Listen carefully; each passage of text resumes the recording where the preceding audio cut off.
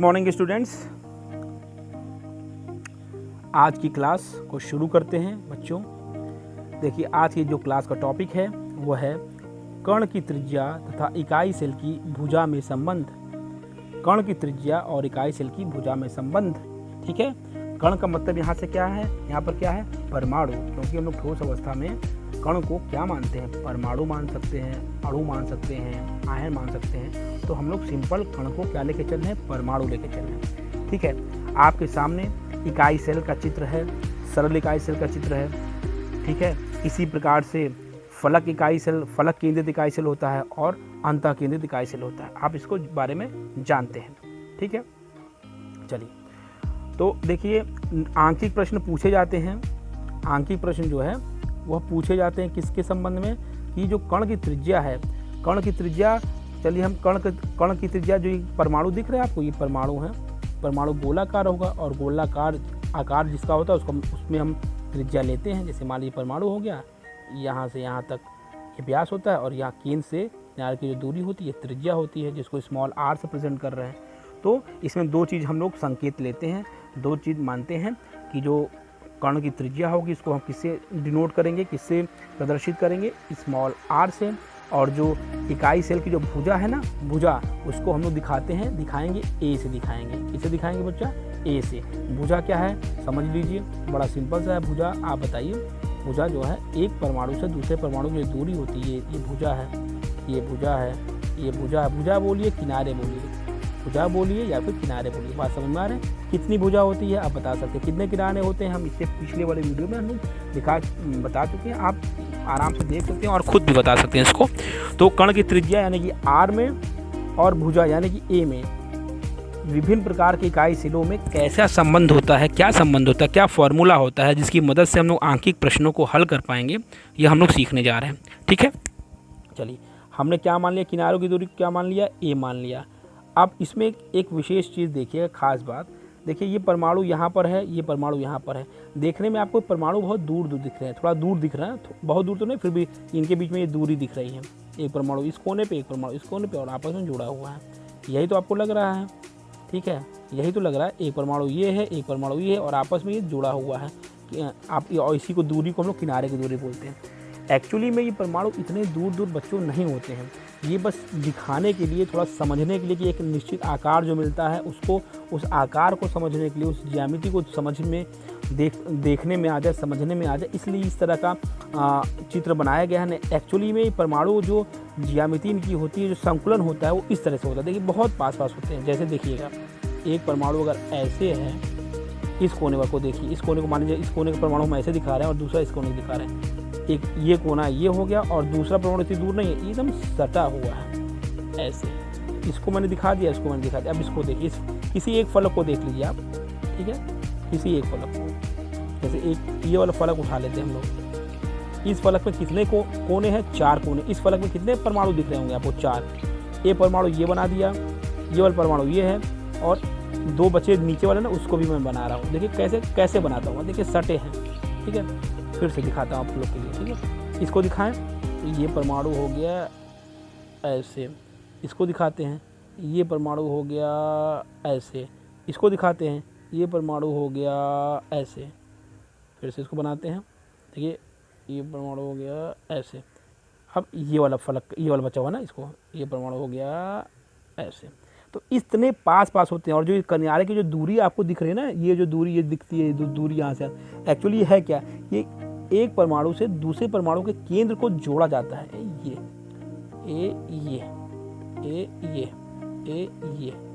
ये किनारे की दूरी इस तरह से आती है। बात समझ आ रही है? देखने में जो जितना दूर दूर है, देखने में जो यहाँ से यहाँ तक दिख रहा है, वो एक्चुअली परमाणु बहुत सटे हैं और आपस में उनके केंद्र मिले हुए हैं। तब जाके उनको आपस में जोड़ के ये आकृति इस तरह से प्राप्त होती है। ये जोड़ दिया गया, ये जोड़ दिया गया, ये जोड़ दिया गया।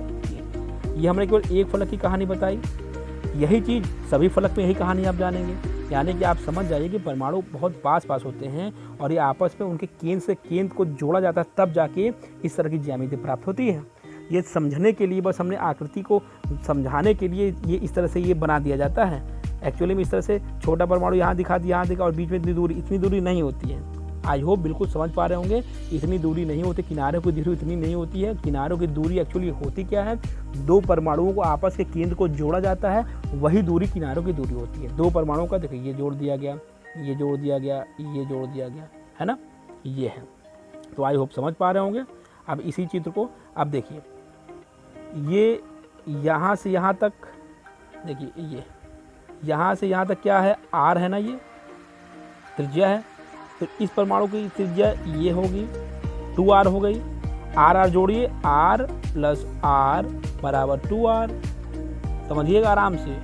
और किनारों की दूरी हमने बताया ना, दो केंद्रों के बीच की दूरी क्या है, किनारों की दूरी। और किनारों की दूरी बोलिए या फिर भुजा बोलिए, किनारों की दूरी r प्लस आर है बराबर 2r। ये एक्चुअली किसके बराबर है, हमने पहले किनारों की दूरी को a मान लिया। क्या मान लिया, a। तो अब बहुत ही सरल हो गया, यहाँ से यहाँ तक r, यहाँ से यहाँ तक r, और यहाँ से यहाँ तक अगर देखा जाए भुजा के संबंध में तो कितना है, 2r बराबर a। क्योंकि 2r यानी कि दोनों त्रिज्याओं को जोड़ के ही तो ये यहाँ से यहाँ तक की जो दूरी है बेटा, ये यही क्या है, ये भुजा ही तो, और भुजा को हमने a मान लिया है। बात समझ में आ रही है। 2r इसका r जोड़ दो तो 2r के बराबर होता है। और 2r किसके बराबर है एक्चुअली में, वो इकाई सेल की भुजा के बराबर है। और इकाई सेल की भुजा को हमने क्या मान रखा है, a मान रखा है। तो आराम से इसको आप समझ सकते हैं। ठीक है, बिल्कुल क्लियर है यहाँ तक। तो 2r बराबर किसके है बेटा, 2r बराबर हो गया a के। देखिए 2r किसके बराबर, a के। तो क्या आप r नहीं निकाल सकते हैं, r बड़े ही आसानी से a/2 निकाल सकते हैं। तो यह संबंध आपको समझ में आ गया, ये फॉर्मूला समझ में आ गया। पूछा जाता है एग्जाम की दृष्टि से ये इम्पॉर्टेंट है। क्या टॉपिक था, शुरू हम लोगों ने किया था कि कण की त्रिज्या तथा इकाई सेल में संबंध।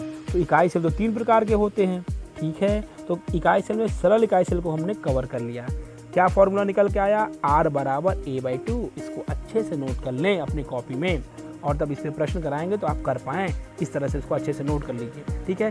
तो अब तो सरल इकाई सेल हो गया, तो क्या ख़त्म टॉपिक, नहीं। सरल इकाई सेल के बाद हम लोग पढ़ेंगे अब अगला, क्योंकि इकाई सेल कई प्रकार के होते हैं। तो पहला तो हो गया, अब दूसरे प्रकार का पढ़ते हैं, देखते हैं, आगे बढ़ते हैं। ये देखिए अब आपके सामने कौन सा टॉपिक आ गया, कौन सा इकाई सेल आ गया बच्चा, बताओ। आपके सामने है फलक केंद्रित इकाई सेल। फलक केंद्रित इकाई सेल का चित्र बिल्कुल साफ साफ आपको समझ में आ रहा होगा। कोने पे होते हैं, देखिए ये है एक फलक के बीचों बीच, ये फलक के बीचों बीच, ये फलक के बीचों बीच। ये चित्र आप कई बार बना चुके हैं और इतने समय से हम लोग पढ़ते हैं तो परिचित हो चुके हैं, ठीक है। अब देखिए, अब इसमें भी निकालना है। अब इसमें किसी एक फलक को पकड़ लेते हैं। चलिए हम इसको ले लेते हैं, यहाँ से यहाँ से यहाँ से यहाँ से। तो जब इसको उठाएंगे हम लोग तो कैसा चित्र बनेगा, देखिएगा।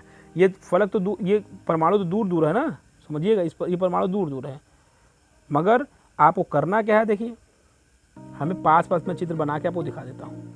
अगर पास पास चित्र बनाएंगे तो क्या होगा, देखो इस परमाणु को पकड़ लेते हैं, इस परमाणु को,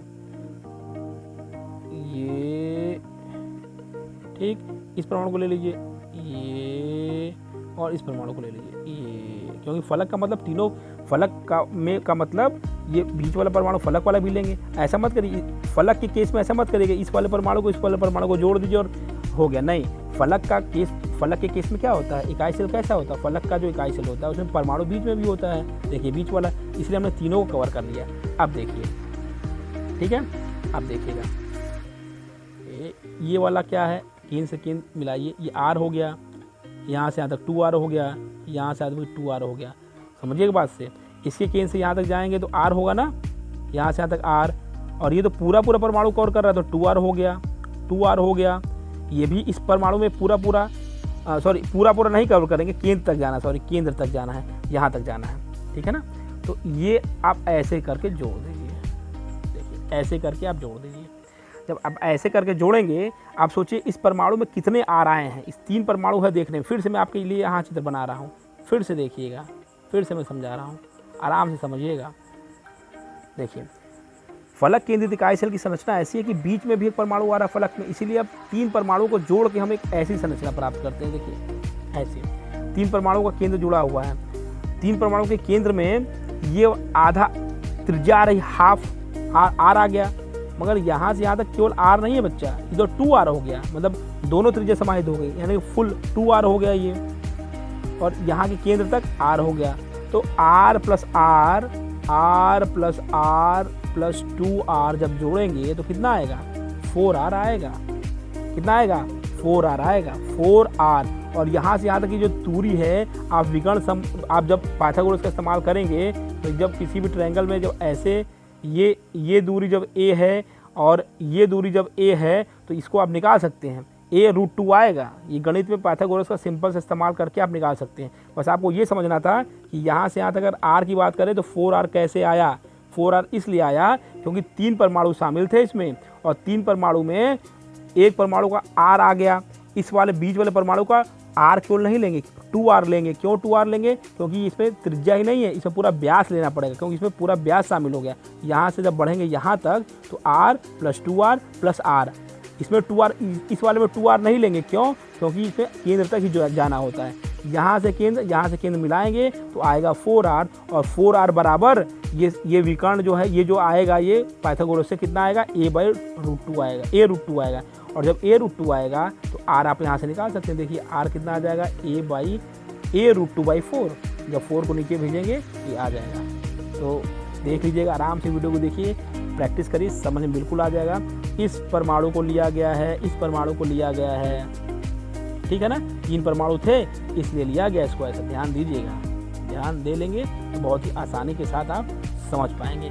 देखिए इस परमाणु को लिया गया था, इस परमाणु को लिया गया था, इस परमाणु को किसमें, फलक केंद्रित में, क्योंकि ये परमाणु किसी भी फलक को उठा कर देखेंगे तो यही कहानी बनेगी। ये परमाणु होगा, ये परमाणु होगा और ये परमाणु होगा, ठीक है। और इस वाले परमाणु को इस वाले को अगर जोड़ेंगे तो ये वाला तो केंद्र से ऐसे करके चित्र बनेगा, ऐसे करके, ठीक है। ये परमाणु, ये परमाणु, ये परमाणु, ठीक है।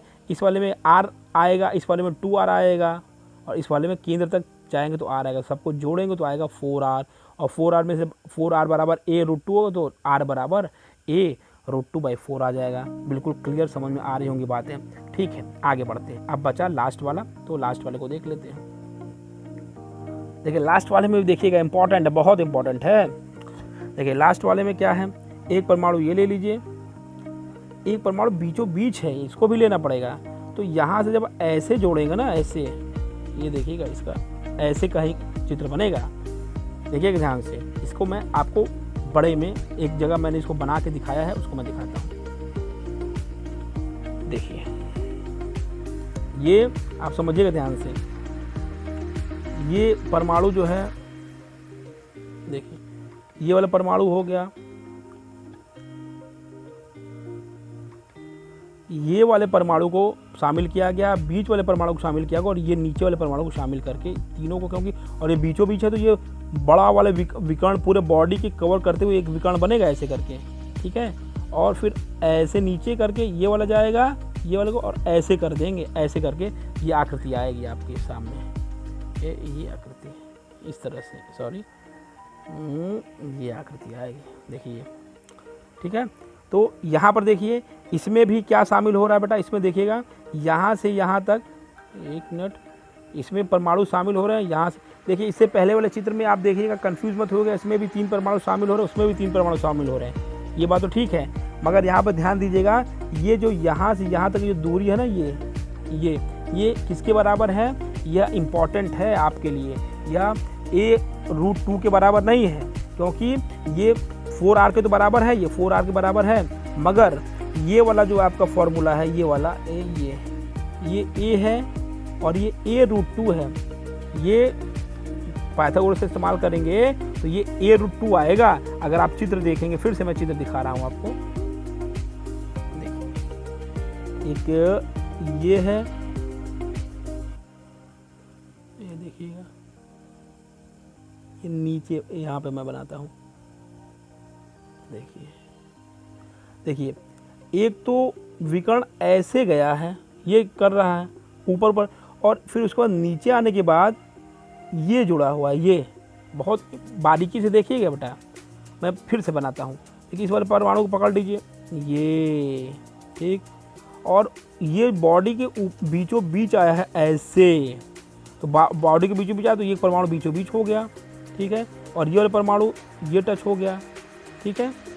और जब नीचे ये यहाँ से यहाँ तक जो है वो तो ए है, कोई दिक्कत नहीं है, वो तो ए है, मगर ये वाला जो विकर्ण है बीचों बीच किनारे फर्श पे, समझ लीजिए एक फर्श के जैसे, फर्श पे आप खड़े हैं अपने कमरे के, ये देखिए बहुत ही आराम समझिए, कोई दिक्कत नहीं है। ये यहाँ से यहाँ तक जब आते हैं तो ये भी विकर्ण है, पूरे बॉडी के बीचों बीच हवा में है। ये यहाँ से घर में आप तो एक कोना हवा वाला कोना किनारे वाला, ये किनारे वाला ऊपर वाला और ये नीचे वाला, ये बीचों बीच आप एक बड़ी सी डंडी आपने डाल दी, बॉडी का विकर्ण है। ठीक है, ये बॉडी विकर्ण है, समझ में आ रही है बात। और फिर इसके बाद आप ये नीचे आए, ये यहाँ से यहाँ तक की दूरी तो ए ही है, ये वाली दूरी ए है। क्यों? क्योंकि किनारा ही साफ साफ दिख रहा है। मगर यहाँ से यहाँ तक जब जोड़ेंगे बेटा, ये फर्श का बीचों बीच विकर्ण जाएगा, तब ऐसा आकार आएगा। यानी कि ये ए हो गया, ठीक है। और जब ये निकालेंगे, ये वाला आप विकर्ण निकाल, देखिए ये भी तो ए, तो ये विकर्ण जब निकालेंगे, ये वाला विकर्ण अगर आप फॉर्मूला लगाएंगे ऐसे करके, ये विकर्ण के निकालने हैं आप, इतना आपको ये करना नहीं है, मगर मैं समझा रहा हूँ आपको, बस परेशान बिल्कुल मत होइए। ठीक है, देखिए जब आप ये ए है, ये भी ए है, तो ये विकर्ण आप फर्श वाला जो विकर्ण है ना, इसको निकालेंगे तो आएगा a√2। आराम से गणित अगर आप थोड़ा सा भी जानते हैं पाइथागोरस, तो आपको पता चल जाएगा। देखिए ये a/√2 निकल आया, ये क्या है? a है। जब ये a√2 है और ये a है, और इसका इस्तेमाल करके आप ये सबसे बड़ा जो बॉडी डायगोनल है, जो बीचों बीच ये डायगोनल विकर्ण गया है, उसको आप निकाल सकते हैं। और जब उसको निकालेंगे बेटा तो आएगा a√3 आएगा। और ये किसके बराबर होगा? 4r के बराबर। 4r के बराबर क्यों? क्योंकि 3 परमाणु इस्तेमाल हो रहे थे ऐसे सीधी रेखा में। इसका कि r त्रिज्या, इसका 2r, इसका यहाँ तक r, तो r 2r और r।